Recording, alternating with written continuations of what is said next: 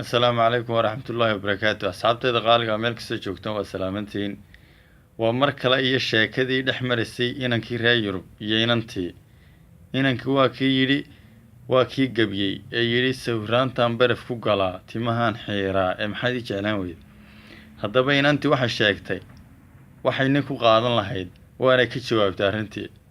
waxay tidhi badow yahow jacaylkuun bartee beerka ka walaaxay baarinimada waa lagu lumaa beer nugaylka ahee bilay igata inan kula budhigo caashaq buusha ahee boqol geela niman iga baxsheen waan ka baydnahaye buqushta socodkaagu waa neef biyaa galay ee badhidoo la muujiya timaha baarka laga xiiray iyo baraf taswiir lagu galaa boholo weeyaane bilee waxaa